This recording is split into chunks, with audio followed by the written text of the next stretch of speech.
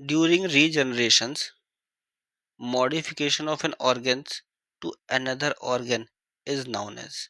तो जब रीजनरेशंस के दौरान पे मॉडिफिकेशन होता है किसी ऑर्गन्स का दूसरे ऑर्गन में, तो उसको क्या कहते हैं उस प्रोसेस को?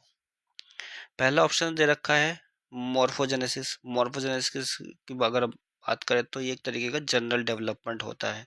ठीक है, एक जनरल डेवलपमेंट होकर के जो एक फॉर्म बनती है किसी ऑर्गेनिजम्स की, उसको कहते हैं मॉर्फोजेनेसिस। ठीक है, तो ये इसका आंसर नहीं है। ठीक है, क्योंकि एक ऑर्गन मॉडिफाई होकर के दूसरा ऑर्गन नहीं बन रहा है। तो किसी भी फॉर्म्स की जो जनरल डेवलपमेंट होती है वो होती है मॉर्फोजेनेसिस। नेक्स्ट है एपीमॉर्फोजेनेसिस। एपीमॉर्फोजेनेसिस मतलब कि पहले से कोई मॉर्फोजेनेसिस उसने अटेन कर रखी है, पहले से कोई मॉर्फोलॉजिकल उसका फीचर है। ठीक है, एपी मतलब कि और ज़्यादा बढ़ जाती है, जब वो चीज़ भी चेंज हो जाए जो पहले से है। ठीक है, तो एक तरीके से डी डिफ्रेंशिएशन होकर के री डिफ्रेंशिएशन हो जाए, लॉस्ट पार्ट रिप्लेस हो जाए, तो उसको कहते हैं एपीमॉर्फोसिस।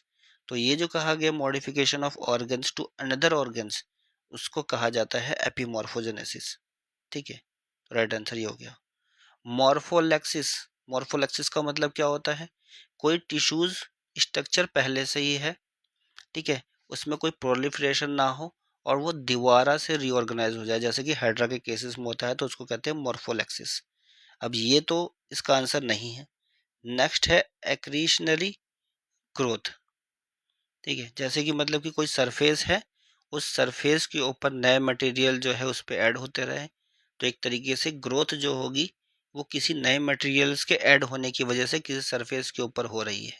ठीक है, तो ये रीजनरेशन वाला चीज़ नहीं है। ठीक है, ये कुछ अलग है। ठीक है, मतलब अकुमुलेशन हो रहा है और एक नई चीज, एक नया ग्रोथ जो है पैटर्न बनता चला जा रहा है किसी चीज़ के अकुमुलेशन होने की वजह से, तो उसको कहते हैं एक्रिशनरी ग्रोथ।